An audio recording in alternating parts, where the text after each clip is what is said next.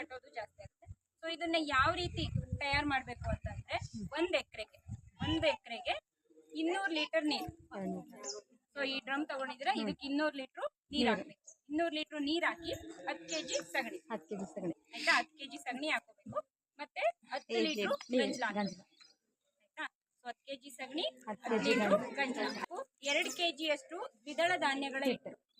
So ಏನು ನೀವು ಇದು ಕಡಲೆ ಹಿಟ್ಟಿದೆ, ಸೊ ಕಡಲೆ ಹಿಟ್ಟಿಲ್ಲ ಅಂದ್ರೂ ಹೆಸರು ಕಾಳು ಹಿಟ್ಟು, ಉದ್ದಿನ ಹಿಟ್ಟು, ಸೊ ನಿಮ್ಮ ಮನೇಲಿ ಯಾವ ದ್ವಿದಳ ಧಾನ್ಯದ ಹಿಟ್ಟಿರುತ್ತೋ ಸೊ ಅದನ್ನ ಹಿಟ್ಟು ಹಾಕ್ಬೇಕು. ಅದಾದ್ಮೇಲೆ 2 ಕೆಜಿ ಬೆಲ್ಲ.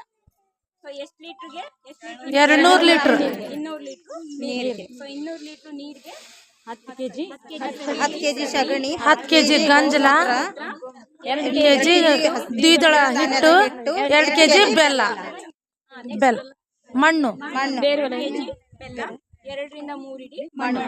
ಇಷ್ಟೇ, ಏನೂ ಇಲ್ಲ, ಎಲ್ಲ ನಮ್ಗೆ ಸಿಗುವಂಥದ್ದೇ ಅಲ್ವಾ. ಡ್ರಮ್ ಕೊಡ್ಸೋಣ. ಸೊ ಇದನ್ನೆಲ್ಲ ಹಾಕಿ ಚೆನ್ನಾಗಿ ಪ್ರದಕ್ಷಿಣೆ ಆಕಾರದಲ್ಲಿ ತಿರುಗಿಸಿಟ್ಟು ಆಮೇಲೆ ಏನ್ ಮಾಡ್ಬೇಕು, ಗೋಣಿ ಚೀಲದಲ್ಲಿ ಮುಚ್ಚಬೇಕು.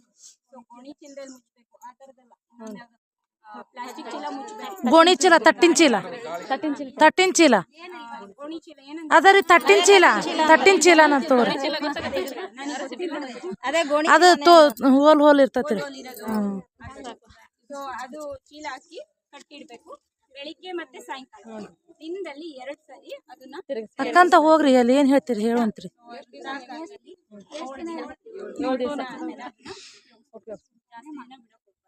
ಸಿಂಪರಣೆ ಮಾಡ್ಬೇಕು. ಇಲ್ಲ ಈಗ ಡ್ರಿಪ್ ಇರಿಗೇಷನ್ ಅಲ್ಲಾದ್ರೂ ಕೊಡ್ಬೋದು, ಇಲ್ಲ ಸ್ಪ್ರಿಂಕ್ಲರ್ ಎಲ್ಲಾದ್ರೂ ಕೊಡ್ಬೋದು. ಏನು ಇಲ್ಲ ಅಂದ್ರೆ ನೀವು ಈಗ ತೋಟಗಾರಿಕೆ ಬೆಳೆಗಳಿಗೆ ಡೈರೆಕ್ಟ್ ಹಾಕ್ಬೋದು. ಗಿಡದ ಸುತ್ತ 1 ಲೀಟರ್ ಹಾಕೊಂಡು ಹೋಗ್ತಿದ್ದಾರೆ, ಚೆನ್ನಾಗಿ ಇಳುವರಿ ಬರ್ತದೆ. ಸೊ ಹಾಗಾಗಿ ನೀವು ತೋಟಗಾರಿಕೆ ಬೆಳೆ ರೈತರು ಮೆಕ್ಕೆಜೋಳ ಇವಕ್ಕೇನು ಹಾಕ್ಲಿಲ್ಲ ಅಂತ ತೋಟಗಾರಿಕೆ ಬೆಳೆಗಳಿಗೆ ಈಗ ಸೀಬೆ ಬೆಳೀತಾ ಇರ್ಬೋದು, ಸಪೋಟ ಬೆಳೀತಾ ಇರ್ಬೋದು, ಅಡಿಕೆ, ತೆಂಗು, ಬೆಲ್ಲ, ಅದೇ ತೋಟಗಾರಿಕೆ ಎಲ್ಲ ಬರ್ತದೆ. ಅದಕ್ಕೆಲ್ಲಾನು 1 ಗಿಡಕ್ಕೆ 1 ಲೀಟರ್ ಆಗುವಷ್ಟು.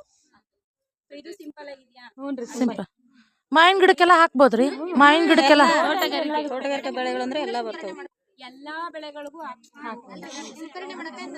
ಇನ್ನೊಂದೇನಂದ್ರೆ ಭೂಮಿಗೆ ನೀವು ಯಾವಾಗ್ಲೇ ಅದು ಈ ಜೀವಾಮೃತ ಯೂಸ್ ಮಾಡ್ತೀರಲ್ಲ, ಆ ಟೈಮಲ್ಲಿ ಏನ್ ಮಾಡ್ಬೇಕು ಅಂದ್ರೆ ನೀರಿನ ಅಂಶ ಇರ್ಬೇಕು ಭೂಮಿನಲ್ಲಿ ಆಯ್ತಾ. ಅಂತ ನೀರಿನ ಅಂಶ ಇದ್ದಾಗಲೇ ಗಿಡಗಳು ಚೆನ್ನಾಗಿ ಅದನ್ನ ತಗೊಳಕ್ಕಾಗೋದು. ಸೊ ಅದು ಒಣಗಿತ್ತು ಅಂದ್ರೆ ಸ್ವಲ್ಪ ಕಡಿಮೆ ತಗೊಳುತ್ತೆ. ಸೊ ಹಾಗಾಗಿ ತೇವಾಂಶ ಇರೋ ಟೈಮಲ್ಲಿ ಇದನ್ನ ಸಿಂಪರಣೆ ಮಾಡ್ಬೇಕು. ಸೊ ಸಿಂಪರಣೆ ಮಾಡ್ಬೇಕಾದ್ರೆ ಏನ್ ಹೇಳ್ತೀವಿ, 20% ಅಷ್ಟು ಸಿಂಪರಣೆ ಮಾಡೋದು. ಸೊ ಇದನ್ನೇ ಸಿಂಪರಣೆ ಮಾಡಿ ಅಂತಾನು ಹೇಳಲ್ಲ. 20% ಅಂತ ಅಂದ್ರೆ ಹೆಂಗೆ ಅಂದ್ರೆ 20 ml 100 ml ಲೀಟರ್ ಆಯ್ತಾ. ಸೊ ಅದೇ 1 ಲೀಟರ್ ನೀರ್ಗಾಯ್ತು ಅಂದ್ರೆ 200 ml. ನಾ ಏನ್ ಹೇಳಿದೆ, 20% ಸಿಂಪರಣೆ ಮಾಡ್ಬೇಕು ಅಂತ ಹೇಳಿದೆ. 20% ಅಂದ್ರೆ ಅದನ್ನ ಅರ್ಥ ಮಾಡ್ಕೊಳ್ಳಿ. 20% ಅಂದ್ರೆ 20 ml 100 ml ನೀರ್ನಲ್ಲಿ ಹಾಕ್ಬಿಟ್ಟು ಸಿಂಪರಣೆ ಮಾಡ್ಬೇಕು. ಅಂದ್ರೆ 1 ಲೀಟರ್ ನೀರ್ಗೆ ಏನ್ ಮಾಡ್ಬೇಕು, 200 ml ಆಯ್ತಾ. 100 ml ಗಾದ್ರೆ 20 ml, ಅದು 20% ಅಂತ. ಅದೇ 1 ಲೀಟರ್ ನೀರ್ಗೆ ಎಷ್ಟು, 200 ml. 200 ml ನ 1 ಲೀಟರ್ ನೀರ್ಗಾಗಿ ಸಿಂಪರಣೆ. ಸೊ ಆ ತರ ನಾವ್ ಎಷ್ಟು ಮಾಡ್ತೀವಿ ಹಂಗೆ ಕ್ಯಾಲ್ಕುಲೇಷನ್ ಮಾಡ್ಕೊಂಡು ಸೊ ಇಲ್ಲ ಅಂದ್ರೆ ಹಾಗೆ ಡೈರೆಕ್ಟ್ ಮಾಡ್ತಾರೆ. ಸೊ ನಡೆಯುತ್ತೆ. ಮತ್ತೆ ನೀರಿನ ಜೊತೆ ಮಿಕ್ಸ್ ಮಾಡಿ ಡ್ರಿಪ್ ಅಲ್ಲಿ ಕೊಡೋದು, ಅದು ತುಂಬಾ ಉಪಯೋಗ ಇದೆ. ಡ್ರಿಪ್ ಅಲ್ಲಿ ಕೊಡೋದು ಇದೇನ್ ಮಾಡುತ್ತೆ ಅಂದ್ರೆ ದುಂಡಾಣು ಅಂತೀವಿ, ಬ್ಯಾಕ್ಟೀರಿಯಾ.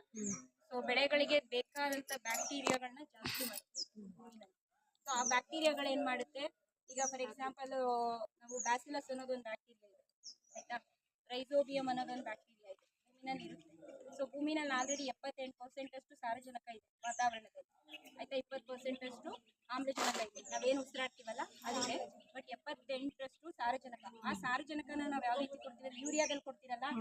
ಸೊ ಯೂರಿಯಾ ಹಾಕೋದ್ರಿಂದ ಬೆಳೆಗಳಿಗೆ ಸಾರಜನಕ ಸಿಗುತ್ತೆ. ಸೊ ಅದೇನಾಗುತ್ತೆ, ನಾವು ಬೀಜೋಪಚಾರ ಮಾಡೋದ್ರಿಂದ ಆ ಸೂಕ್ಷ್ಮಾಣುಜೀವಿ ಸಂಖ್ಯೆ ಜಾಸ್ತಿ ಆದಾಗ ವಾತಾವರಣದಲ್ಲಿರೋ ಸಾರಜನಕವನ್ನ ನಾವು ಸ್ಥಿರೀಕರಿಸ್ತೇವೆ.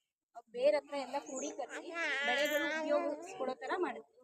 ಹಾಗಾಗಿ ನಾವು ಈ ತರದೆಲ್ಲ ಮಾಡ್ತಾ ಇರೋ ಸೂಕ್ಷ್ಮಾಣುಜೀವಿಗಳ ಸಂಖ್ಯೆ ಜಾಸ್ತಿ ಮಾಡೋದ್ರಿಂದ ನಾವೇನು ಪೋಷಕಾಂಶಗಳನ್ನ ಕೊಡ್ತೀವಲ್ವಾ ಅದನ್ನ ಕಡಿಮೆ ಮಾಡ್ತೀವಿ. ಸೊ ಎಲ್ಲಾ ಪೋಷಕಾಂಶಗಳು ಇದರಿಂದ ಸಗಣಿನಲ್ಲಿ ಎಲ್ಲಾ ಪೋಷಕಾಂಶಗಳಿದೆ. 17 ಪೋಷಕಾಂಶಗಳು ಬೇಕಾಗುತ್ತೆ. ಬಟ್ ಅದೆಲ್ಲ ಸ್ಮಾಲ್ ಕ್ವಾಂಟಿಟಿ, ಸಣ್ಣ ಪ್ರಮಾಣದಲ್ಲಿ ಇರುತ್ತೆ. ಸೊ ಹಾಗಾಗಿ ಅದನ್ನ ಹಾಕೋದ್ರಿಂದ ಬೆಳೆಗಳು ಚೆನ್ನಾಗಿ ಉತ್ಪಾದನೆ